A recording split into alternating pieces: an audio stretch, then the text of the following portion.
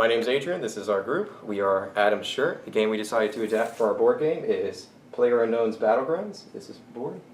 And we're going to do a quick how to play video to explain all the rules and concepts. We're going to start you off with the first turn. Alright, I'm going to run you through a quick setup in the first turn. Now, the game starts by handing out the appropriate dice to all players. There will be a 6-sided dice that will help with your initiative order, and a 10-sided dice that will help you count your health. All health dice start at 4 and will increase depending on items. Now, to set up, place your border tokens on the far corners of the board, and we'll explain later what they do. And each turn goes round robin, placing a little gray house on one of the red circles on the board. After all gray houses have been placed, it is time to roll the initial airdrop sequence. All players will roll a 6-sided dice, and starting with the highest, will place their player on one of the circles. Once all players have been placed, we then begin the official first round. Now that the setup phase is done, every player will now draw 4 cards. After your 4 cards have been drawn, it's time to re-roll initiative. The individual with the highest number will be the first to go. From there, it is clockwise to his left in the order. Now, to determine the abilities, every player has 3 action points maximum possible. It costs 1 action point to move from a point of interest to a point of interest, an action point to loot, or an action point to involve combat with the other players. The action points to be described are as such. To move, you follow the pathway to another circle.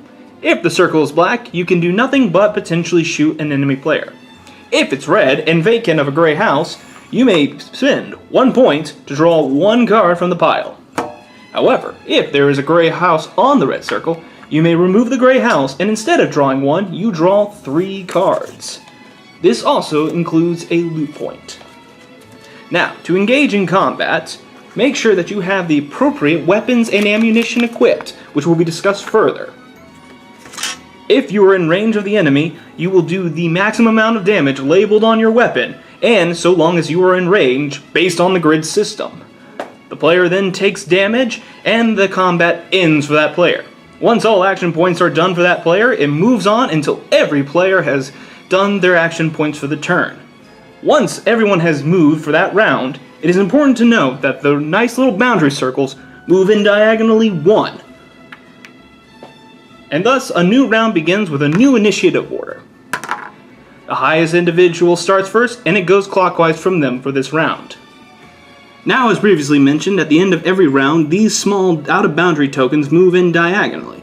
So what happens to one of your characters if he is on the line of being out of bounds or actually out of bounds? Well, the answer is simple. You take 1 health point for every action point you spend while on the edge or inside the out-of-bounds zone. For example, I spend 1 action point to move, I take 1 damage, but I'm no longer out of bounds. However, if I see some sweet piece of tasty loot and spend 1 action point to move here, I take 1 damage. I use another action point to loot. That is another damage. I use 1 more action point to get on the verge. Well, gosh darn it, it's another action point and another piece of damage. We're going to show you now the basic hand setup and what to use for your equipment. Now, at the beginning of the game, you get 4 cards which will have a random assortment of varieties, such as weapons, armor, backpack, ammo, or one of these special event cards. Pretty much, you're able to keep a maximum of 4 ammo equipped right in front of you in your play space, along with 1 helmet, 1 vest, and 1 backpack.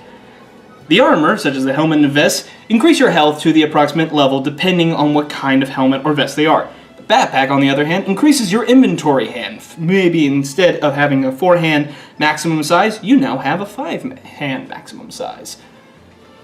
The weapons, on the other hand, are very special in that they have included their power, aka the damage they do, the amount of ammo required, and the range on the grid in which they can be shot at.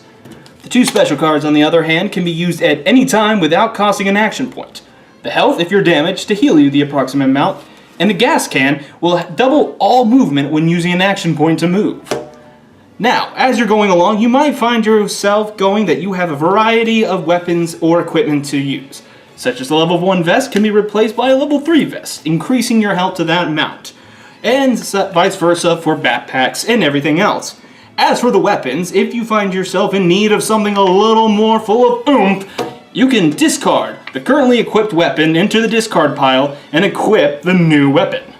The weapon will show you again how much ammo is required to take a shot. When you take a shot for your action point, you will discard the ammo, and then, with any extra ammo in hand, equip that for free. Let's get ready to rumble!